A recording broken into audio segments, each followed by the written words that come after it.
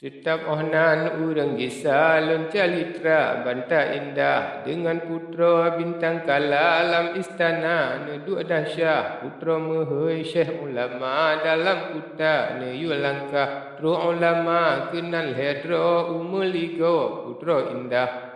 beri makanan pemulia ban yang kada urang megah alia makan dung sinarawa netren jinawa banta indah serta dengan tuan putra bandua dro kenal langkah lepiyuh le laju sinan di hadapan tengku syia mari putra bungong melu ubat tengku lene pegah wahai tengku gure hamba kamu dua ne penikah delat ampun raja muda jino hamba jet ke zaujah menanari posambino tengku jino kun bismillah lon penikah tuan putra ngan samlako yang metua pantas seul laju meno kabul kamo tengku syia janu hati judo kamo sambino du dohan ubah lian yang tengku ne berdoa lian yang tema beri sedekah oka hasil dum selusa temana wa tengku syia kalupah wa tinggai putra ngan khalifah uro malam sesuka dengan banta yang mertua tajul muluk yang samlako hana pada puja Allah putra hana ne paduli sebab hati tad gelisah bantana sajan putra malam uro hati gunda dan setubuh dengan putra samlako lam apa janu hati yang sambino malam uro hati susah sebab nafsu hana sampo sinyak putra hati bica hana tengun malam uro sebab putra lam gelisah jimeng lahir bungong kembe sang malai ke khalifah dimajikun menolage hai panghule yang mertua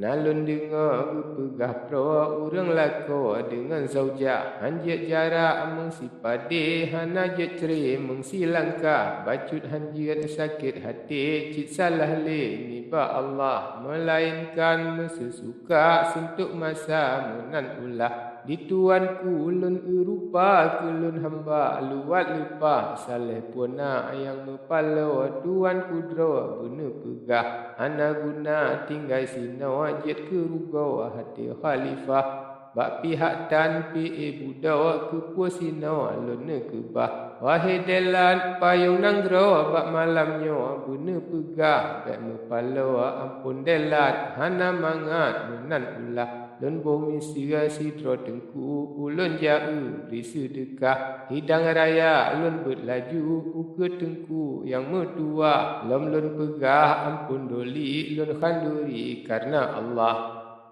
takoh bakjo tarah kelam pegat kulam tempat mana jino adik balik ragam darah agam bek tak elek buno uro sinja hana gurah apa cuti nyolun pegah putih licin ada kawin janu hati lama ligo hantam jitron kulia musyid dengan suami hansi kejap bina jarak mengsi tapak hana tom trik dalam hati jitat pala jipusahi dan khanduri mengjipreh-preh gemat tabak jitalau le putroti di tuanku hana galak getulak sabira seki wate senja kagelimbun gebalut jarongan kaki janu hati dilikut tak mepot-pot bintang pari